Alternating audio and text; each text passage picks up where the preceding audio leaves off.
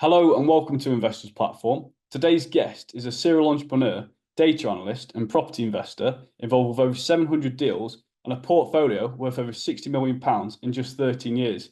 Adam Lawrence, thanks for coming on today, Adam. Thanks for having me, Joe. Oh, it's an absolute pleasure. I've been looking forward to this podcast for a while because I think it'd be interesting for people like myself who are just starting out in property, really, to understand how you scaled your businesses and portfolio to £60 million in just 13 years. So just before we jump into the property side, are you all right to just talk a bit about your background and what you did before property? Of course, no problem. So I did my corporate time, which wasn't very much, to be honest, in between a mixture of a couple of wealth management firms, boutique wealth management firms in Switzerland, looking after high net worths. First of all, constructing portfolios and operating the software behind all of that and understanding the logic behind all of that. And then also investor liaison as I sort of grew into the role of it, which I also quite enjoyed. But I sort of topped out a bit there, really, to be honest. Felt that didn't have much further to progress. It wasn't, neither of the companies I worked for were big setups. So it's a bit of a glass ceiling, I suppose, apart from anything else.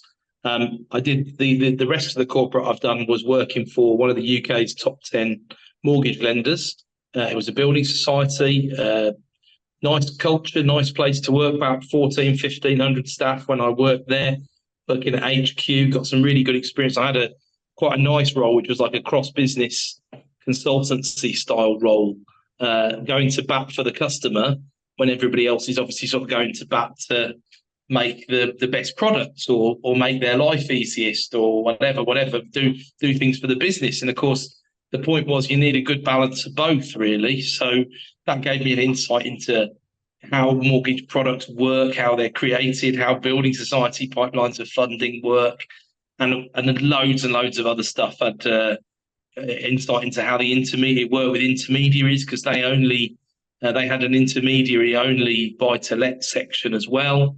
This was all before Section 24, so limited company was very limited back then, but there was a lot of learning in there and I enjoyed it, and there were some lovely people, but again, just didn't really feel like what I was promised was being delivered, and decided it was time to move on. The catalyst to actually moving on was in between. I'd had a couple of business ventures, and one of my ex-partners said to me, you know what, we've just inherited £500,000.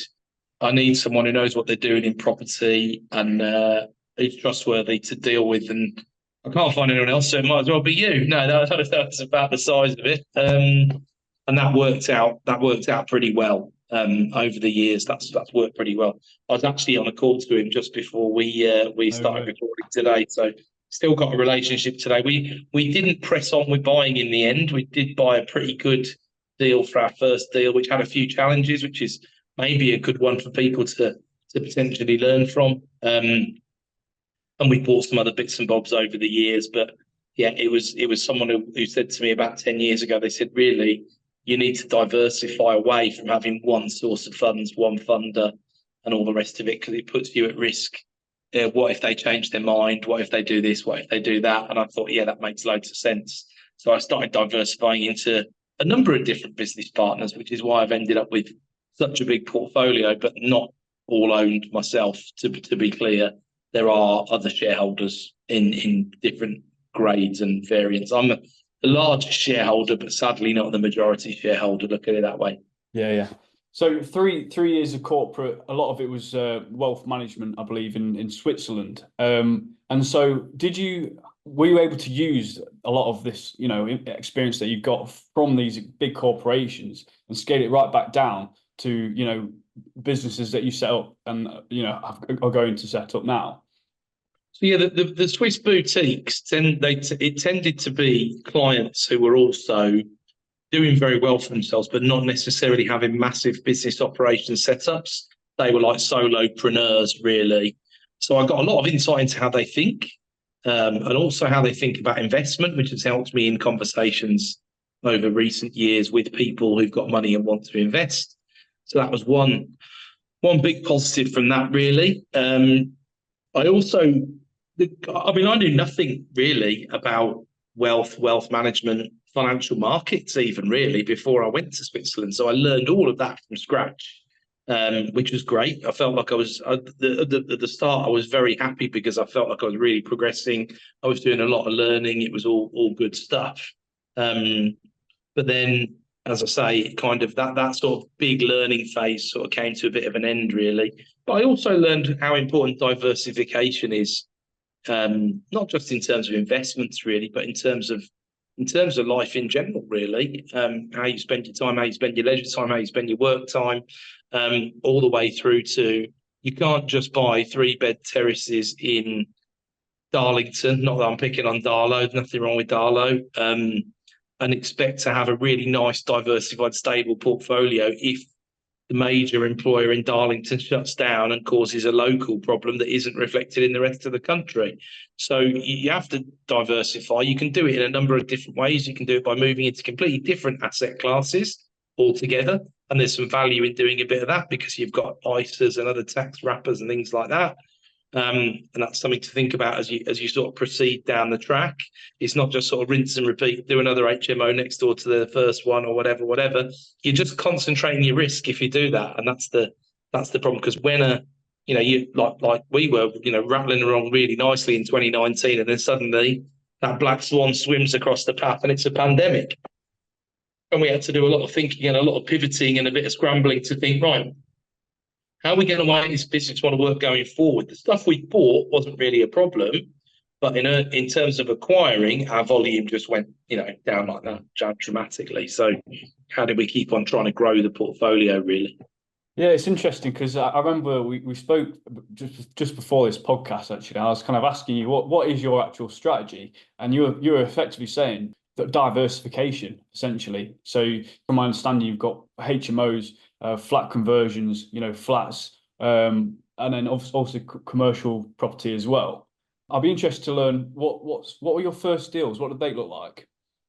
So that's a great question, and I think I said to you on that call we had, my strategy is I do deals. Well, that's my strategy. It doesn't really matter what they look like necessarily. They tend to have a property involved. That's the way it normally goes. I tend to do asset-backed deals basically. So the first ones I did a couple of HMOs that were fairly vanilla. It wasn't Article 4, anything like that. They were pretty straightforward, so value add. They were kind of what you would call natural HMOs, really. So no extensions or anything like that. Victorian terrace, double, lovely bay window, massive master bedroom, big enough for an ensuite. Put a standard flow in. First mistake that I made. I wouldn't touch that again. Everyone who touches a macerator says I've done one and I'll never do another one. Realistically. The other one, it was a 3-story house in a nice area that was a genuine deal, to be a really genuine deal. But this was the sort of 2012 market when things were pretty flat. Bought another building. We probably paid market price for it, to be honest. But I just liked it so much. It was at the back of a hospital and it was already converted into 2 flats. So from day one, it was kind of, looking like it was getting nearly a 10% yield.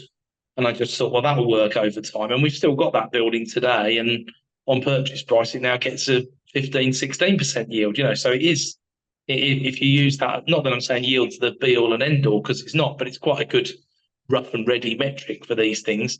And then the other ones were 3 other ones that we did early on. They were just fairly vanilla single lets that were discounted, to be honest with you.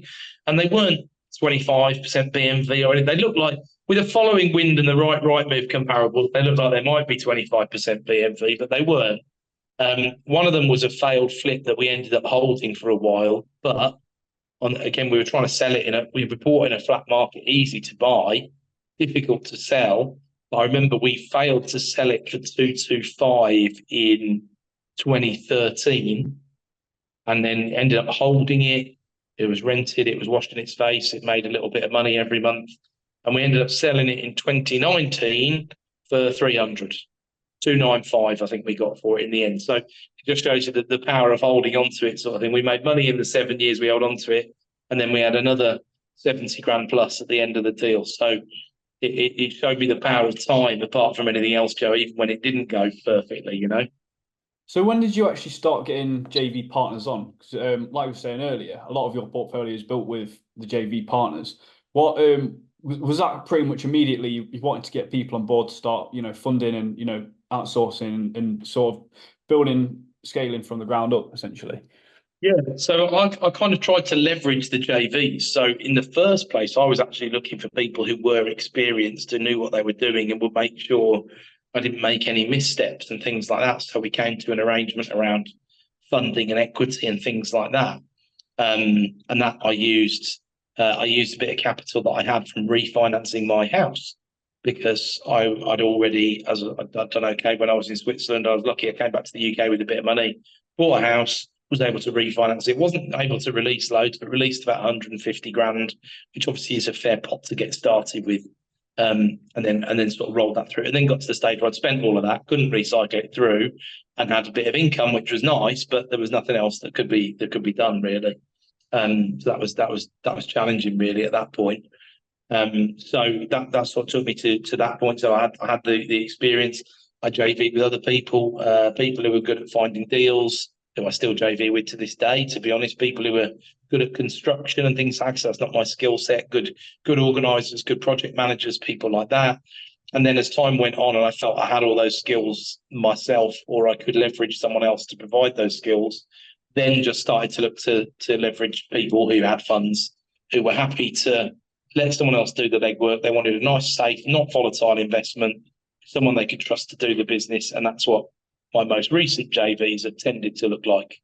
But a few have looked like me doing the funding these days because I've become quite good at raising financing and making sure that side of the book I can do a passable job as a CFO or a finance director for an SME, so that's part of the skill set that I've honed over the years. And yeah, made me wonder why I didn't just do accountancy in the first place as a degree, to be honest, Joe. But there you go. There you go.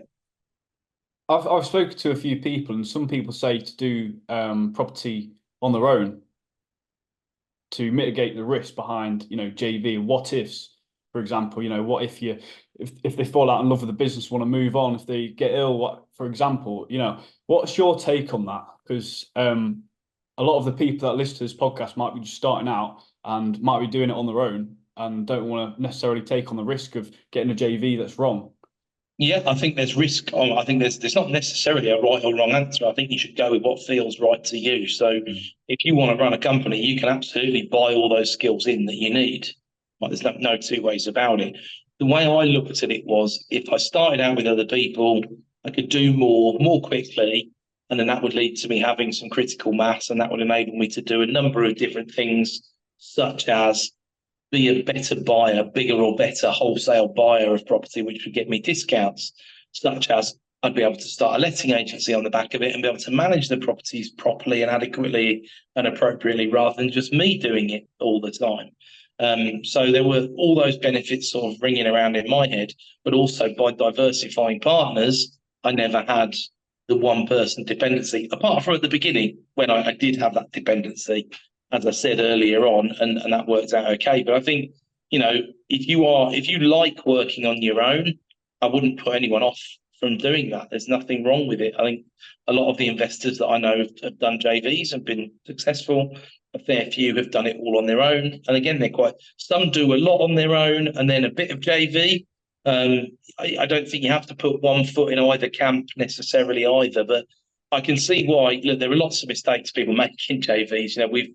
We've run workshops on this sort of stuff before, because people don't have agreements, they don't have written agreements, they get into all sorts of hot water over various things. And I've made some of those mistakes myself I've learned from my own mistakes on that stuff, absolutely. So, you also need to make sure that if you are going to work with people, A, you're all going to do the fair amount of work that was agreed, and B, you're all going to add value, and C, you're not all good at the same thing.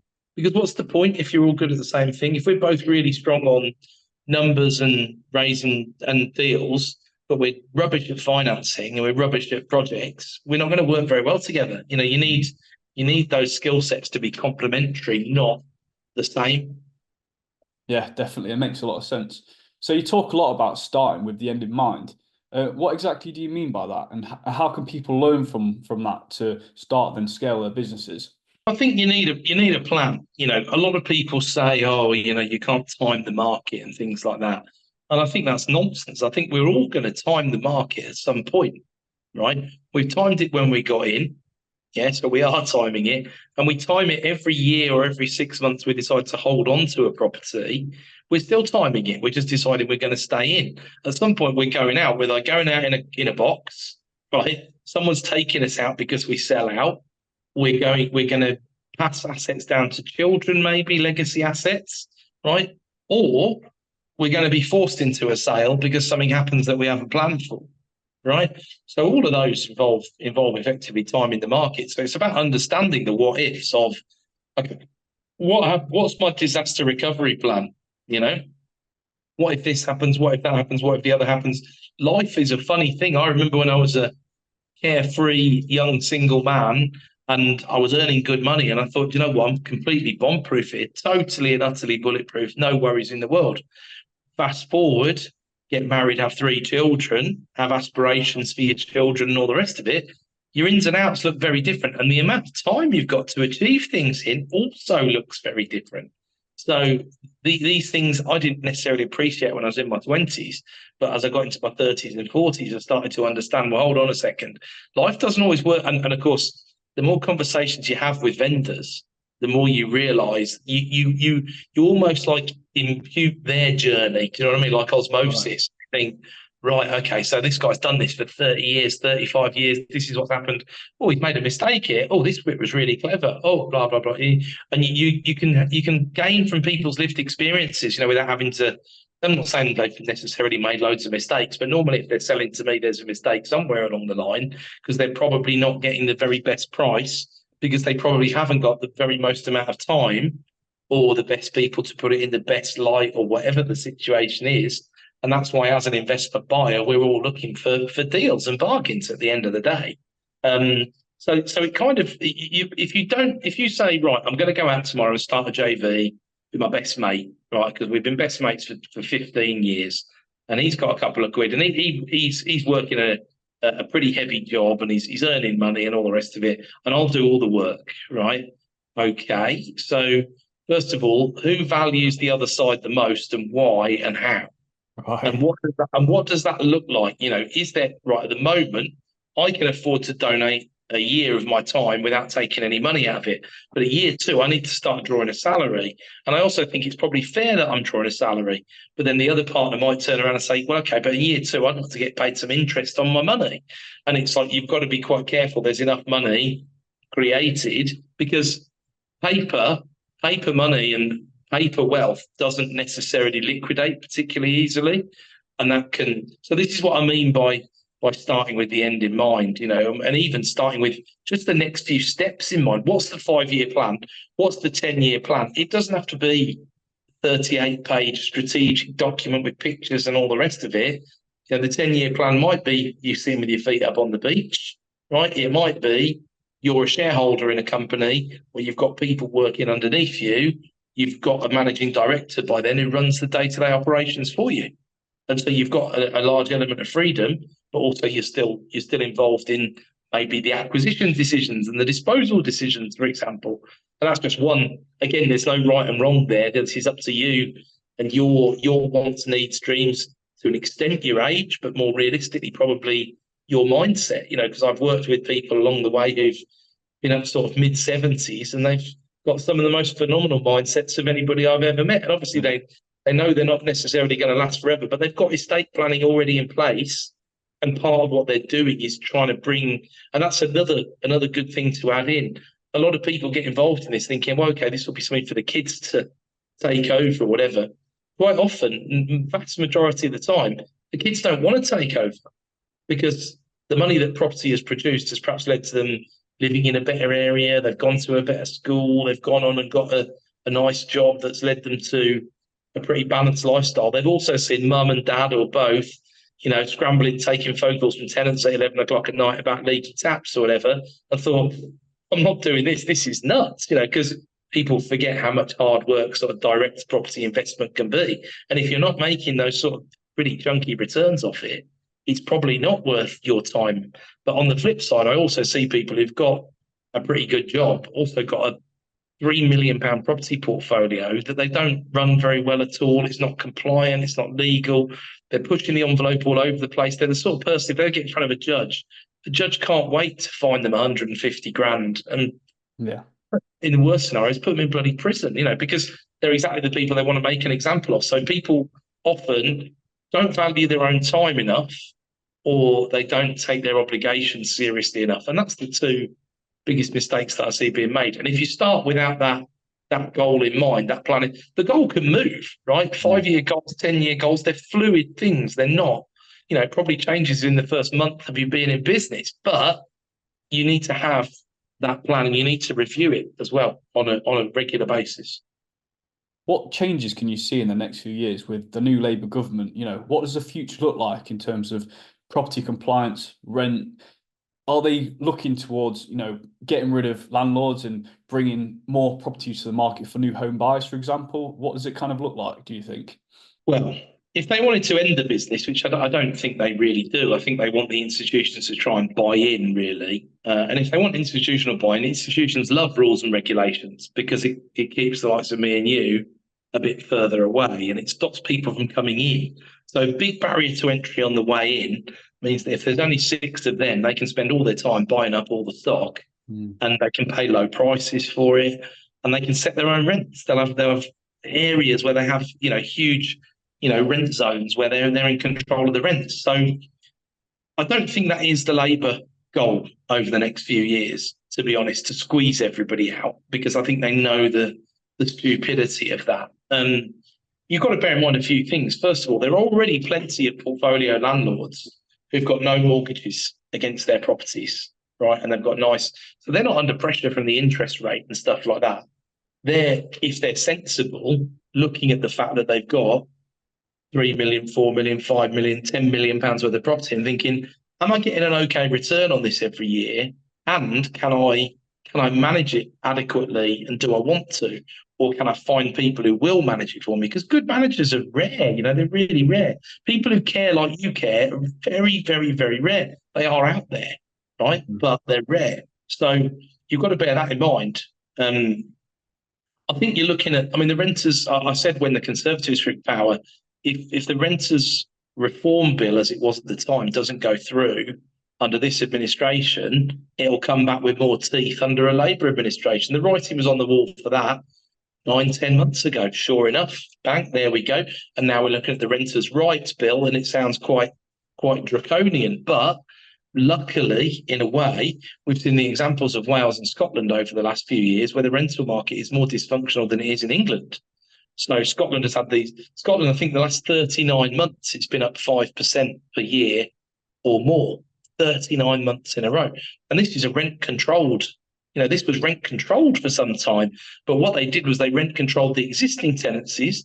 And as soon as they did that, when a tenant left, the landlord just belted the rent up as high as they possibly could, which is the only sensible commercial decision because they were worried then they were going to be capped there for 5 years or something. So what else could they do? And then, of course, the tenants the other thing they did was they sold up, right? They sold up or they found an alternative use for their property. So that's pushed rents up in Scotland more than anywhere else. This administration recognises that Scotland have not done, that rent controls of that sort, draconian rent controls are not the right thing to do.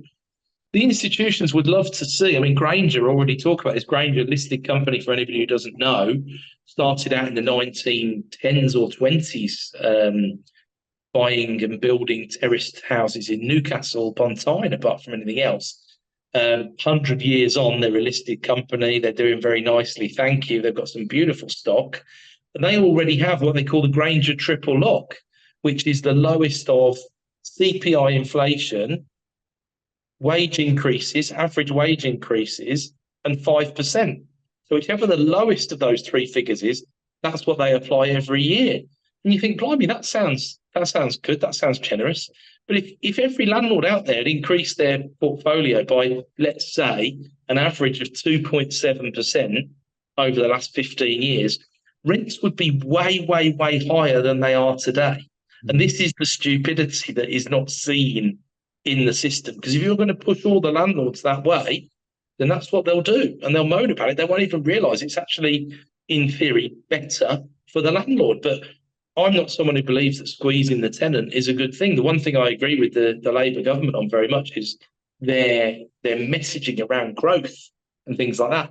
I've still yet to see evidence of how we're going to achieve that growth. And if we're not putting any money into anything, I don't know how we're going to achieve that growth personally. That's a difference of economist opinion, let's say, apart from anything else. But the message is right. That's what we need to be able to do. And that grows people's incomes, and then they can afford more rents. And then the whole sector is better off, because what's the biggest weapon for the landlord? Well, it's probably two biggest weapons. One, you can use leverage, right? And two, when you use leverage, the base amount that you borrow is a fixed amount. So inflation degrades the value of it, or put the other way, house price inflation takes it up. In the last 20 years, house prices have only gone up with RPI inflation in the UK in the last 20 years. So that's where we are at the moment, although I think we're at a particularly comparatively low point in the cycle when it comes to capital growth.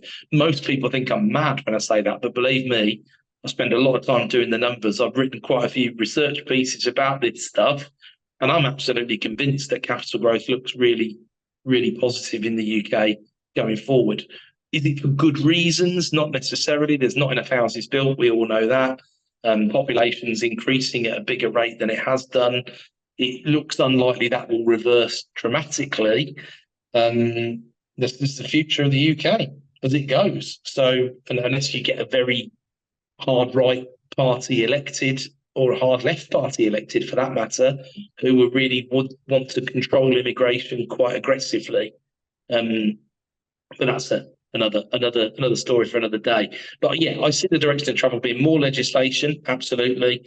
Do I see viability going away? Absolutely not, because I think yields will increase. I think you have, what it does is it creates pockets of problems.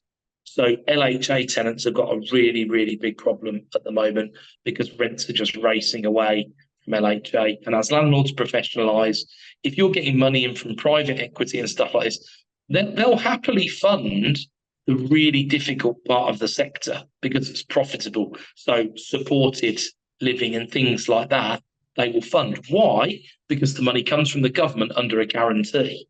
Will they fund social rents? Yes, if they can get them to stack up, they will, right? Will they fund the private rental sector where people struggle to get tenancies, or their affordability is compromised, or they're having to claim multiple bits of UC in order to afford their rent? No, they won't touch it with a barge pole. So that creates a huge seam of issues, if you like, which then is normally mopped up in the private sector.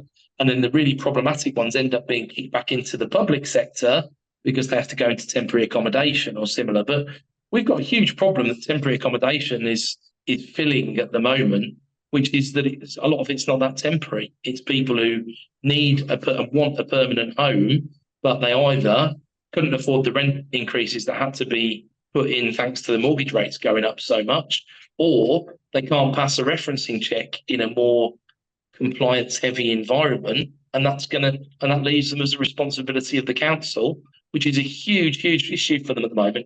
And in my view, that problem is going to accelerate massively over the coming years. I think we spoke about it before, but it's accessing multiple markets when it comes to buying property. We've touched on short-term rentals, SAs. When you buy a vanilla buy-to-let property, for example, having that option to then convert it to a short-term rental, is that something that you'd recommend, something in the future-proof the business essentially? Well, I think talking about sort of in short-term rental legislation specifically, there's obviously been some tax changes already brought in at the previous March budget, fiscal statement, whatever, which take away some of the advantages from a tax perspective.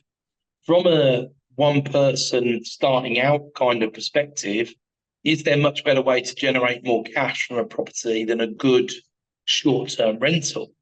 As long as you can do the market analysis and you can get hold of the right properties at the right prices, obviously you can control them on rents and things like that. It's a great way for people to get started, although really they're exchanging their time for money. And the hard bit is doing the first one or two, because once you've done that and you can start setting the systems up, then you can really start to build a business underneath it all, So I think if it works what would be your ideal sort? And this is where I see people go wrong with rent to rent. For the sake of argument, let's say you actually want to look at bigger units like 3 and 4 bed houses, right?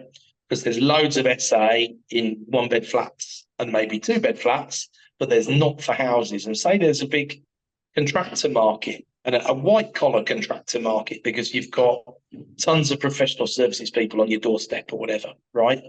So that might be a really good way to make it work, but you want to make sure if the market rents 1,200 quid for that property, you want to make sure rent is a rent, you're not paying more than 1,000, and ideally you're paying 900. Because if you have to rent it on an AST, you can still make a bit of margin, if that's what it boils down to. Now, historically, when legislations around planning classes and things have changed, I'm thinking specifically about HMO here and Article 4 directions and things like that, they come with grandfather rights. That's kind of nearly accepted in the system. So if there was legislation to come along and you had some short-term rentals and there was legislation stopping there being any more, that might well build a bit of a moat around your business. So there's a positive there as well, but you do have to gauge the demand very well, because I know in the difficulty that short-term rental has had is that in the last 4 years, rents are up, say, 23%, something like that. In the UK, short-term rental rates are not anywhere near up 23%, so the margins are getting squeezed. So you've got to be aware of that, and you might end up doing quite a bit of work. But then you can drop. We had a short-term rental that we started last year, first booking 18 months long. Absolute dream, absolute complete dream.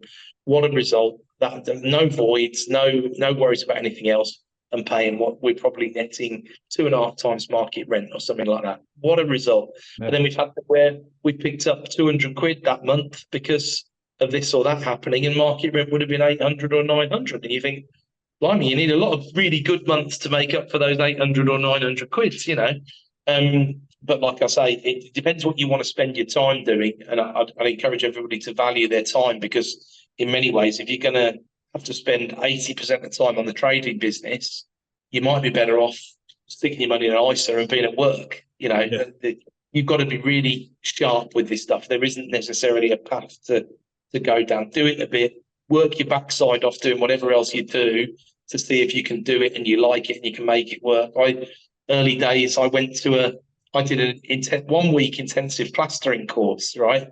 And I did it to learn how to plaster, but also to give me some insight into projects and things like that. And I plastered the you know what out of it. And in fact, the first tenant in the house, I don't even own the house anymore. I sold it to an investor. But the first tenant, who's been in there 12 years, is leaving.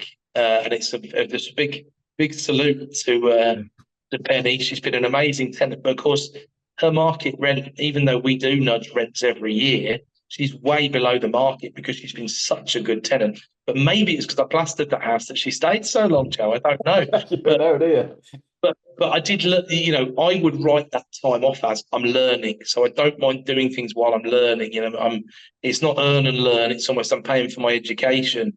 But it taught me a lot of things, that course did, including quite a lot about plaster and plasterers. Yeah. And I still know my stuff when it comes to if there's plasterwork issues, which leads to if there's damp issues, if there's render, you build a knowledge. And I honestly think, property knowledge, and unless you're a RIC surveyor or similar, it's quite hard to pick up property knowledge. And you see these people they've been builders for 30 years or whatever. They know so much about buildings. Yeah. It's unbelievable, and it's quite intimidating when you're younger and starting out trying to build that knowledge base, Yeah, that's right. I think, definitely. I think you speak to as many people as you can. I think that's the right way to start, isn't it? I think. The 3 foot rule or whatever as well. Tell people within 3 foot of you what you do.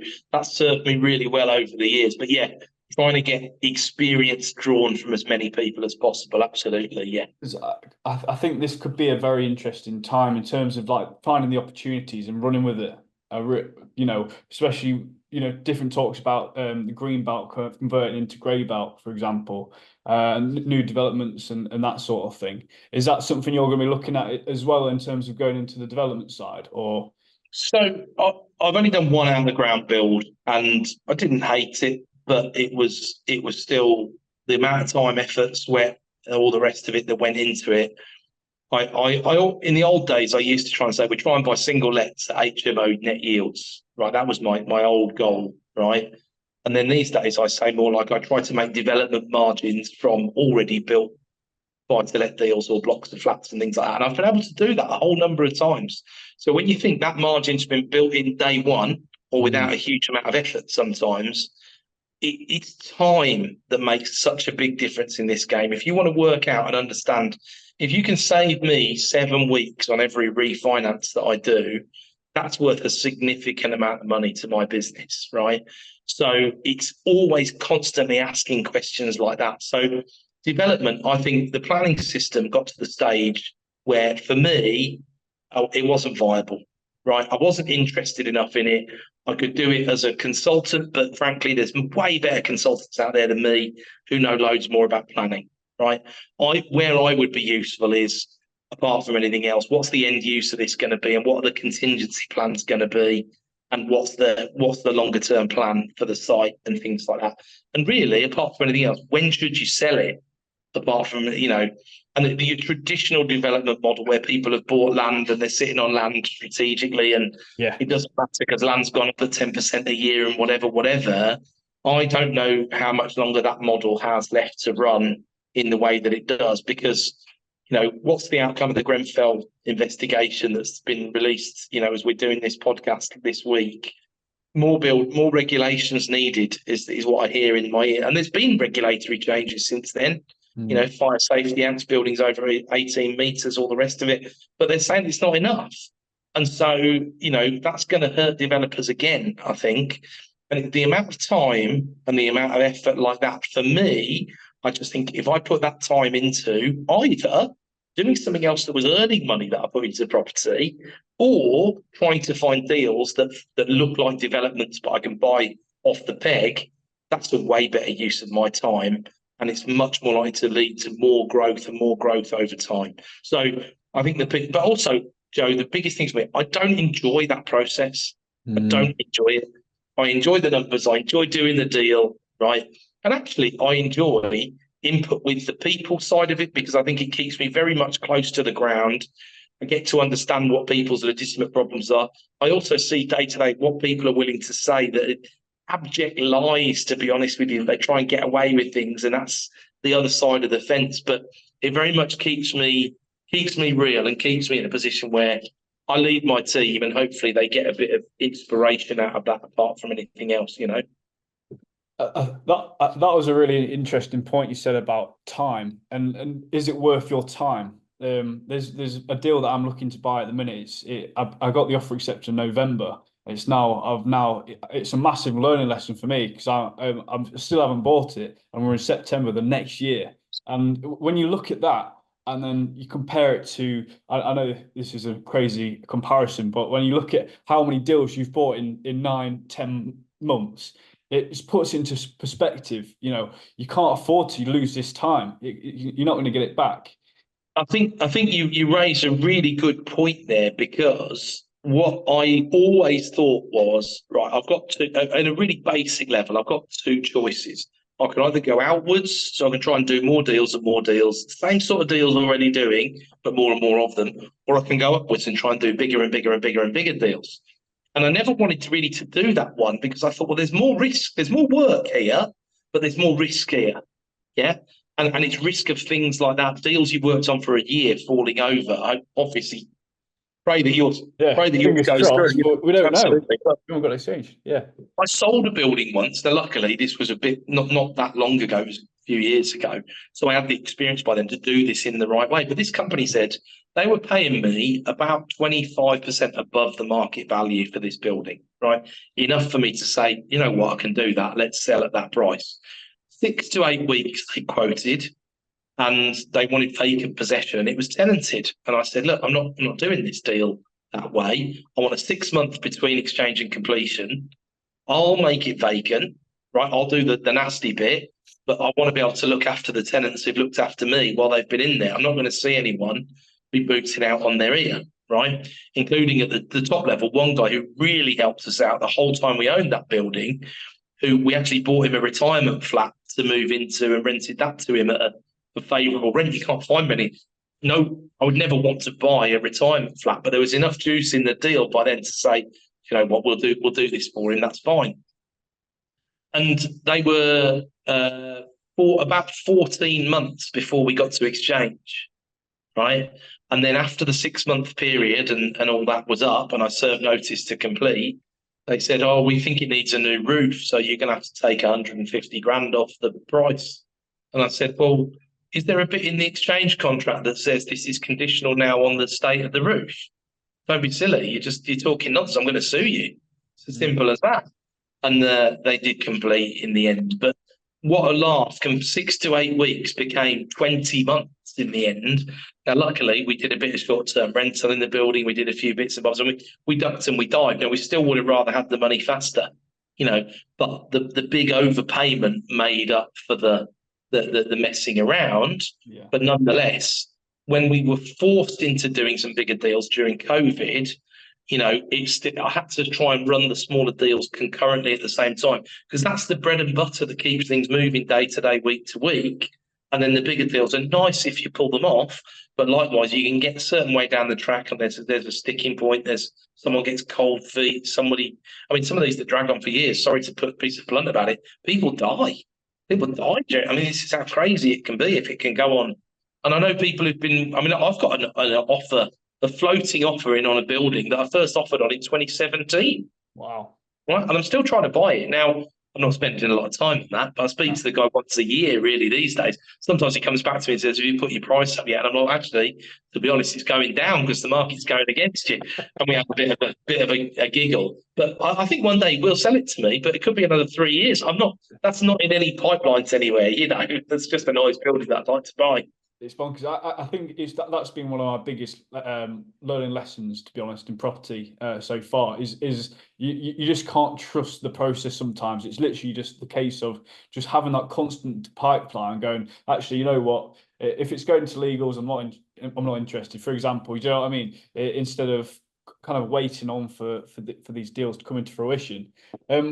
What does your pipeline look like? Is it are you constantly viewing, offering and you know, I think I already know the answer to that one, but yeah, I think you do, but it's not very traditional. So it wouldn't look like most people who are listening to Pipeline in terms of here's the targets, we found them on a piece of software and they're on Rightmove and all the rest of it.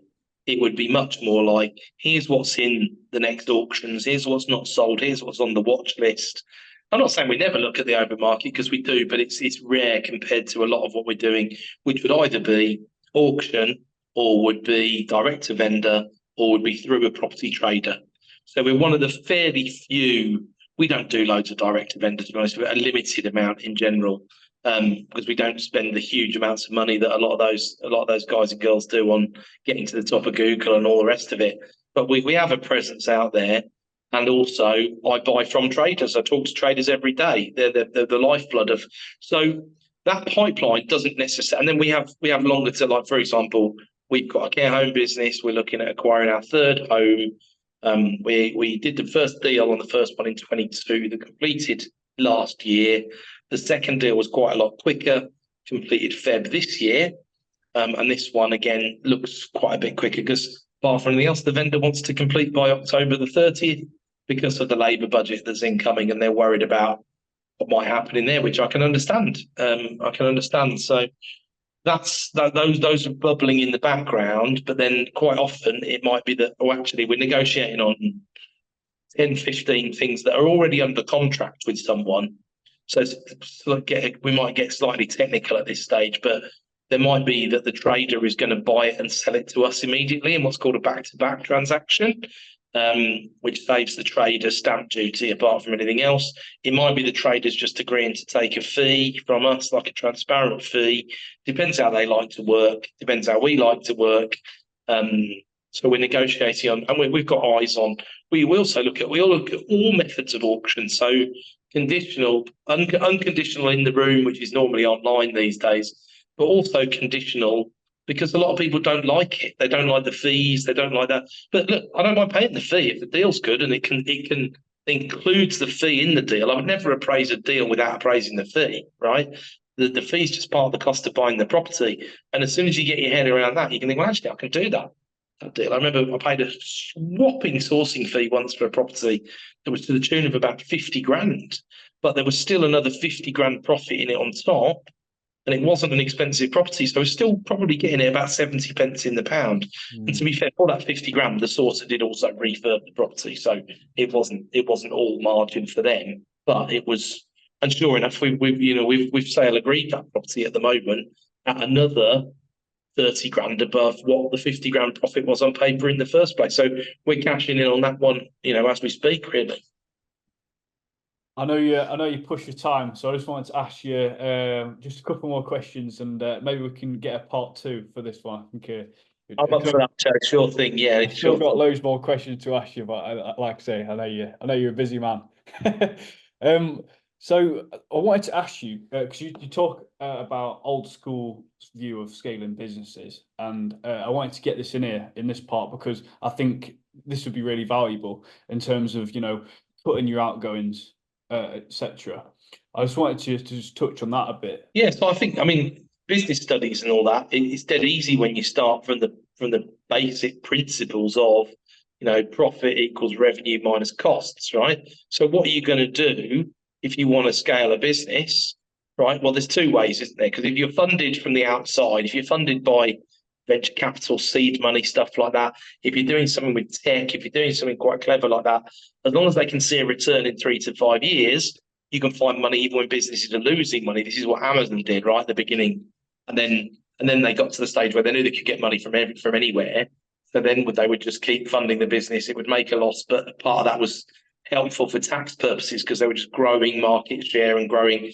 As long as revenues are growing, people are happy. It's a bit difficult to do that in property, especially if you're bootstrapping your own funding or borrowing funds in to do it from friends, family, anybody else, stuff like that. So you do need to bear that in mind. Although there are good and clever ways to make paper losses quite legitimately mean you're outside of the corporation tax trap, which is useful. So you can think about it like that, or you can, if you are going to bootstrap it yourself, you're going to make sure your outgoings are as tight as they possibly can be. Put everything you can in terms of time, resources, and everything into the business and back into the business, because by compounding all of that and compounding your time and your learning and your everything else, that's when you can see the massive returns early on and up front. It's quite easy for you or anybody listening to this to be 1,000% better than they were at the end of the first year than they were at the start of the first year. Yeah. You're not going to keep that rate of improvement up all the time, but it's a bit like Warren Buffett says, if you give him $1 million to invest, to manage, he'll double it every year, no problem. His problem is he's got $1 trillion to manage, or the thick end of it. Yeah. And therefore he has to sell for 18% returns or whatever the big man gets these days. Still not bad, still not bad. Were there any core things that you were really focused on spending your time in the first few years of your business? Because obviously you can spend time shuffling your paper around, but there's got to be like a framework that you work with and go, right, I'm going to spend my hour here, my hour there, just a core, because you're doing everything, right? Yeah, so systemization and organization is important. There's no 2 ways about it.